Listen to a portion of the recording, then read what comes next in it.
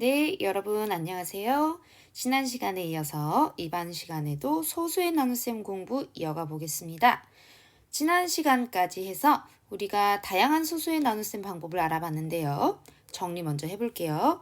첫 번째는 우리 그림 혹은 수직선 나타내서 나눠봤었습니다. 지난 시간에는 7200 나누기 1.8을 1.8짜리 혹은 2짜리, 2m짜리 수직선을 나타내놓고 그것을 0.1 단위로 나눠가지고 7200을 18조각으로 결국은 나눠서 몫을 계산하는 거 해봤어요.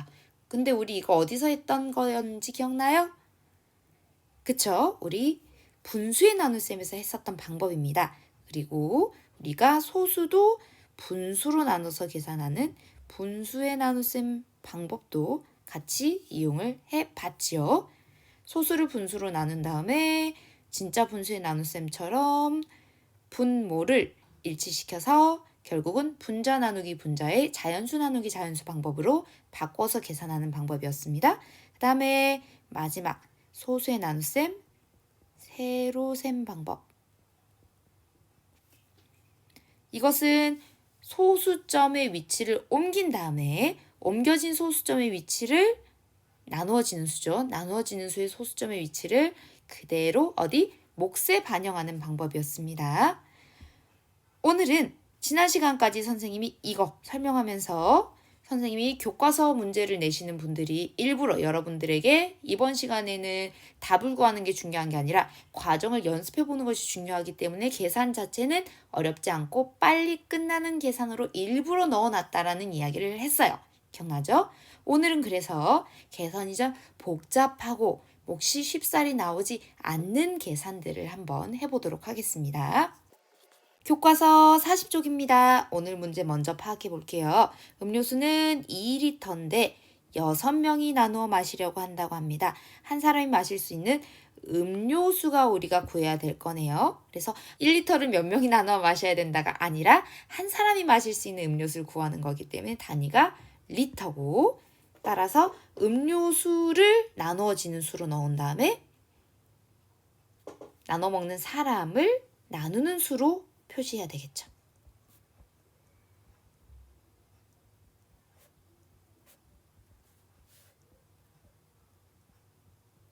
선생님이 식을 세우는 데 있어서 무엇이 구하려는 것인지 파악하는 게 정말 중요하다고 이야기를 했습니다. 여기 위에 나와 있는 이게 우리가 했었던 수직선 그림으로 나타내는 방법이죠. 문제로 가봅시다. 한 사람이 마실 수 있는 음료수의 양을 구하는 식 방금 세웠죠.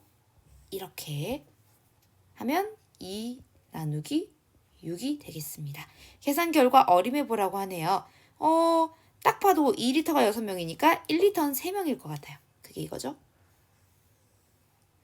그러면 3분의 1이 될 것 같은데 3분의 1을 소수로 나타내면 어떻게 되느냐가 관건일 것 같아요. 그럼 결국 1 나누기 3을 해야 되는데 그러면 똑같은 수를 3번 더했을 때 1이 되는 수를 찾는 거네요. 선생님은 한 0.3 정도 되면 0.9니까 1에 가장 가깝지 않나 생각합니다. 0.3 단위 빼먹지 말아야죠. 리터 정도 보고 선생님은 아까 어떻게 어림했어요? 같은 수를 3번 더해서 1에 가까워지게 어림하였죠. 여러분들이 선생님하고 똑같이 어림할 필요는 없지만 단 여러분들이 어림한 방법까지 설명하셔야 정리하셔야 된다는 거 잊지 마시기 바랍니다. 그러면 우리 이제 첫 번째 방법 해봤으니까 이제 두 번째 방법으로 갑시다. 두 번째 방법 계산하는 방법이요. 우리 두 번째 방법은 뭐였죠? 분수의 나눗셈으로 고쳐서 계산하는 방법이었네요. 자연수 나누기 자연수를 분수로 바꾸면 어떻게 됐나요? 그쵸? 나누어지는 수는 분자 자리에, 나누는 수는 분모 자리에 넣었었죠? 2, 6. 약분이 될 것 같습니다. 약분하면 아까 우리가 위에서 생각했던 3분의 1이 되겠습니다. 그럼 이거 이제 소수로 만들어 볼까요? 나눠보겠습니다. 1 안에 3이 안 들어가죠. 만들어주고 3번 들어가죠. 3번 들어가죠. 미안해요. 9네요. 3번 들어가죠. 또 1입니다. 그러면 앞으로도 계속 3이 계속 나오겠죠? 끝이 안 날 것 같아요. 이렇게 끝이 안 나는 경우 몫을 어떻게 나타내면 좋을까요? 어디까지만 딱 자를 수 있는 방법 생각나는 거 있나요? 그렇죠. 일단은 정확한 수로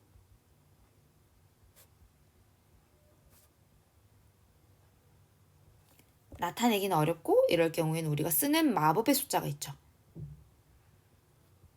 약을 써서 가까운 수를 표시하면 됩니다. 그럼 우리가 이렇게 답을 쓸 때 약 얼마라고 표현하려면 그 전에 뭘 해줘야 돼요? 생각나는 거 있어요? 네, 좋습니다. 정확한 값이 아니라 근사값을 나타내는 방법이 3가지가 있었죠. 반올림, 올림, 버림. 이렇게 3가지를 써서 숫자를 변형하면 약을 반드시 써서 표현을 해줘야 되겠죠?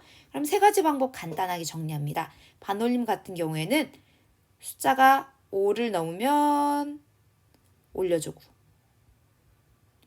숫자가 5보다 작으면 버리는 게 반올림 방법이었습니다.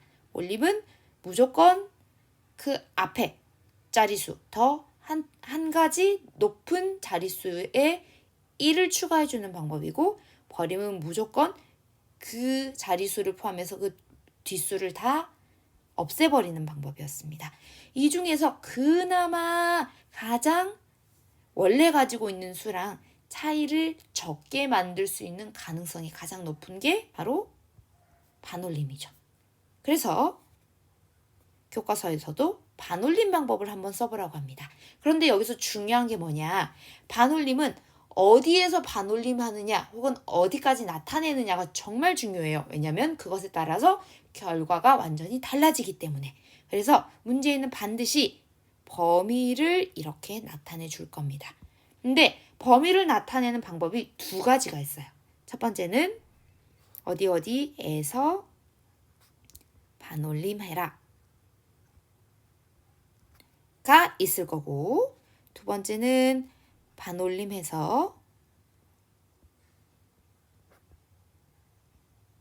어디까지 나타내라 이게 있을 겁니다. 이 2 경우는 여러분들이 답을 쓸 때 구분해서 쓰셔야 돼요. 첫 번째 같은 경우에는 만약에 소수 둘째 자리에서 반올림했다. 그러면 둘째 자리 수부터 없어지는 거기 때문에 소수 첫째 자리까지 나타내야 돼요. 그래서 이 경우는 하나 높은 자리수를 구하는 게 1번 방법입니다. 하지만 2번 방법은 어디까지 나타내라고 했으면 거기까지 나타내야 되는 거예요. 만약에 아까 얘기했던 것처럼 반올림의 소수 둘째 자리까지 나타내라. 그러면 결과가 표시된 자리수까지.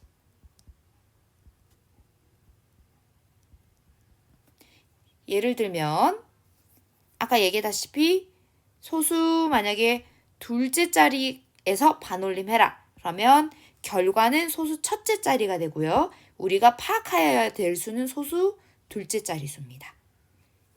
만약에 반올림에서 소수 둘째 자리까지 나타내라고 했으면 결과가 소수 둘째 자리가 돼야 되고 우리가 반영해야 되는 수는 소수 셋째 자리가 됩니다. 완벽하게 결과가 달라지고 과정도 달라지겠죠. 그래서 표시되어 있는 자릿수뿐만 아니라 그게 어디에서 반올림하라는 건지 어디까지 나타내라는 건지를 여러분들이 주의 깊게 살피셔야 됩니다. 그러면 문제를 한번 파악해 볼까요? 반올림을 하되 소수 셋째 자리까지 나타내랍니다. 2번째 경우죠. 그러면 우리가 셋째 자리까지 나타내기 위해서는 어떻게 해야 돼요? 소수 넷째 자리까지 살펴봐야 되겠네요. 그럼 계산하던 걸로 돌아가서 셋째 자리까지 나타내야 되니까 우리는 셋째 넷째 자리까지 계산해야 되겠네요. 한 번 더 계산합니다. 여기까지 일단 끊고 셋째 자리 수를 살펴봅시다. 반올림이기 때문에 5, 6, 7, 8, 9가 나오면 하나 올려주고 0, 1, 2, 3, 4가 되면 쫙 버려주시면 됩니다. 살펴보니까 소수 넷째 자리 수가 3이에요. 3은 5보다 작기 때문에 뒤에 수를 전부 버려주시면 되겠습니다. 그러면 답은 뭘로 쓰면 되는 거죠? 네, 0.333까지 쓰시면 되겠습니다. 당연히 앞에는 약이 오겠죠, 약. 그렇다면 답을 쓸 때는 1번 반올림 했기 때문에 약을 먼저 써줍니다. 아예 문제에서도 약으로 쓰라고 나와 있어요.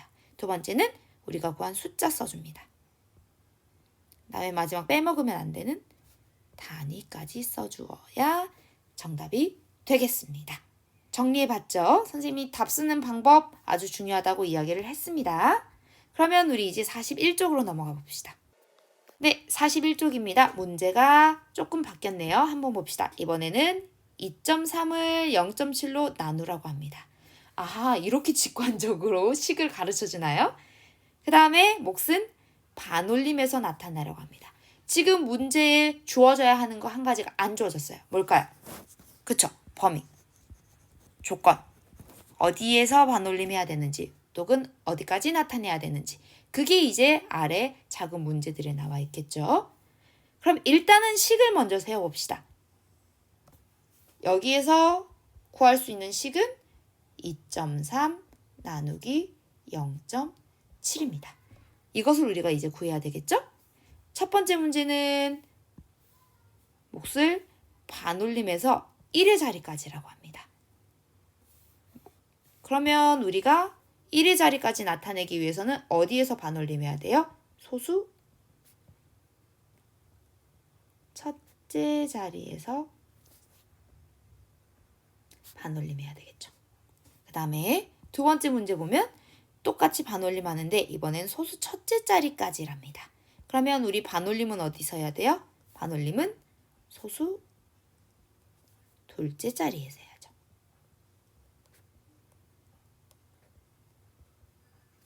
좋습니다. 마지막 문제 봅시다. 여기도 똑같이 반올림해나 하는데 이번엔 범위가 소수 둘째 자리까지 나타내라고 합니다.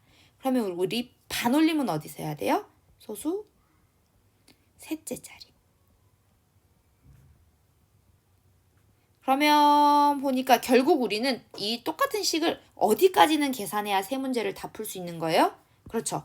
셋째 자리까지는 계산을 해야 세 문제를 다 해결할 수 있겠네요. 그러면 우리 한번 계산을 먼저 해봅시다. 2.3 나누기 0.7. 가장 먼저 해야 되는 게 뭘까요? 그렇죠. 소수점 옮겨주는 겁니다. 지난 시간에 했던 거 잊으시면 안 돼요. 지금 소수점은 이제 여기에 있는 상황입니다. 계산해 줄게요. 7, 3, 21. 여기부터는 일단은 소수점을 생략하고 계산하지만 소수점 아래가 되겠네요. 7, 2, 14. 7, 8에 56. 4, 10, 7, 5. 35. 좋습니다. 소수점이 여기 찍히니까 소수 셋째 자리까지 구했네요. 그러면 우리 이제 반올림을 해봅시다. 먼저 여기 소수 셋째 자리에서 반올림 해봅시다. 5니까 얘는 올림이에요, 버림이에요? 그렇죠. 올림 해줘야 되겠죠. 그러면 수가 얼마가 됩니까? 3.29가 되겠죠. 3.29.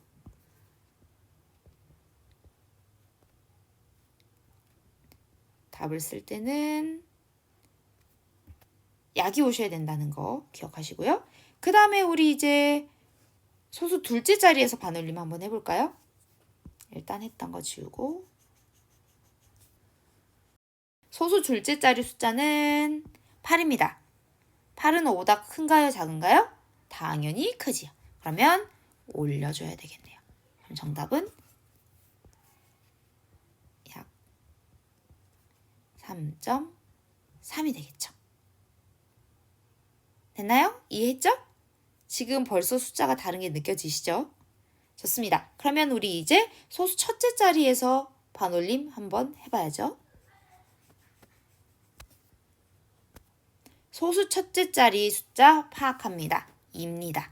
2는 5보다 큰가요? 작은가요? 당연히 작기 때문에 여기는 버려주시면 되겠습니다. 그러면 여기는 그냥 3 이렇게 써주시면 되겠네요.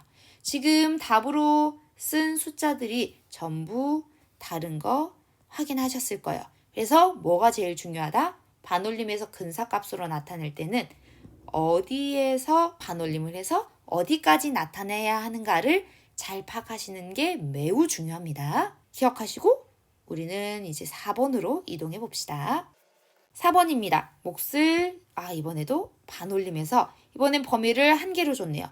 소수 첫째 자리까지 나타내라고 합니다. 그럼 우리 계산은 어디까지 해야 되는 거예요? 소수 둘째 자리까지 계산을 해줘야 되겠죠. 그러면 각각 세로셈으로 나타내서 계산해 주도록 하겠습니다.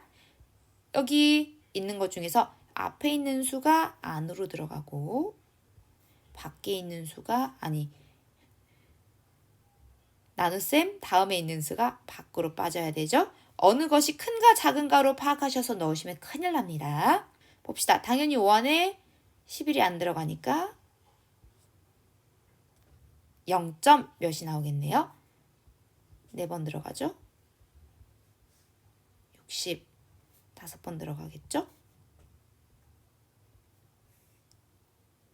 네, 둘째 자리까지 계산이 끝났습니다. 이제 반올림을 해봅시다.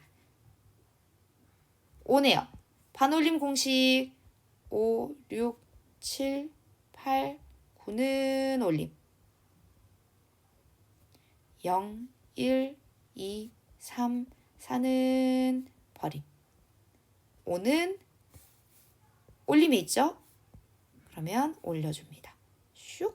그러면 0.4가 아니라 답이 0.5가 되겠네요. 두 번째 계산도 해봅시다. 조금 여유를 두고 세로셈을 해야 되겠네요. 가장 먼저 해야 될 거! 소수점 옮기기. 소수점이 이제 여기 있어요. 계산 이어가 봅니다. 7, 3, 21, 7, 1은 7, 7, 4, 28 됐습니다. 여기 소수점이니까 둘째 자리까지 계산이 됐네요. 이번엔 4네요. 4는 버림에 있습니다. 버려주면 3.1이 되겠죠. 마지막 계산이네요. 4번에서는 5번도 있기 때문에 오늘의 마지막 계산은 아닙니다. 해봅시다. 1.4 나누기 0.3 가장 먼저 해줘야 되는 거 소수점 옮기기. 소수점 지금 여기에 있어요. 그 다음에 계산이죠. 3, 4, 12 3, 6, 18 알아? 또 3, 6, 18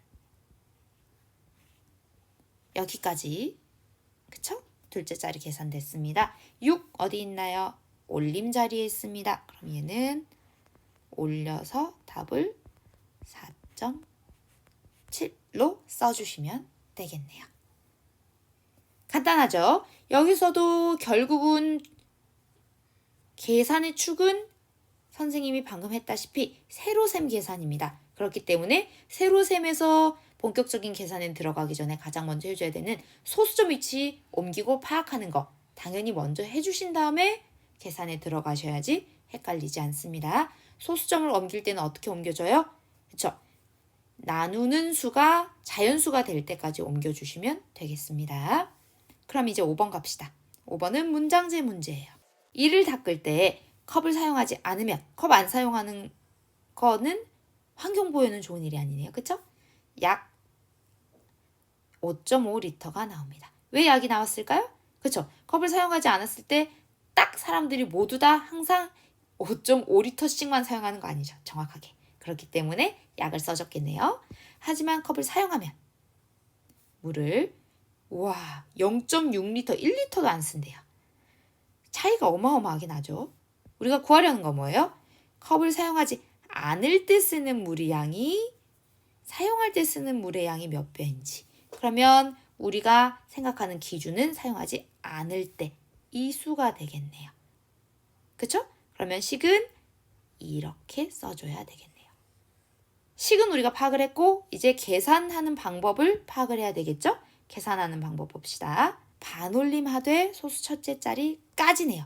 그럼 우리가 계산은 어디까지 해야 돼요? 소수 그쵸? 둘째 자리까지는 최소한 계산을 해줘야 됩니다. 그러면 식 먼저 정리할게요. 식은 5.5 나누기 0.6입니다. 계산해 줄까요? 소수점 먼저 옮기고 옮깁니다. 지금 소수점 여기에 있어요. 그 다음에 계산해야죠.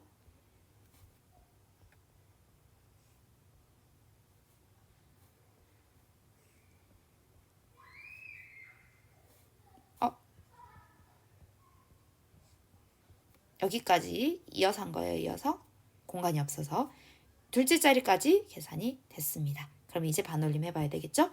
6은 올림이에요? 버림이에요? 올림이네요. 그러면 답은 어떻게 써줘야 돼요? 약 그쵸? 원래 값도 다 근사값이었고 거기다가 반올림까지 했으니까 약 써줘야 되겠죠? 그 다음에 숫자 써주고 단위는 여기 있죠? 이렇게까지 신경 써서 써주셔야지 정답 처리가 되겠습니다. 그러면 오늘 여러분들 수업했던 내용 정리 잠깐 해봅시다. 일단 반올림을 써서 나타내는 경우는 어떤 경우였어요? 계산이 반올림 해야 되는 경우에는 몫이 간단한 소수가 아닐 때 계산해서 정확한 값을 쓰기 어려울 때 우리가 반올림을 해주는데 1부터 5까지는 올려주고요. 0부터 4까지는 버리면 되겠습니다.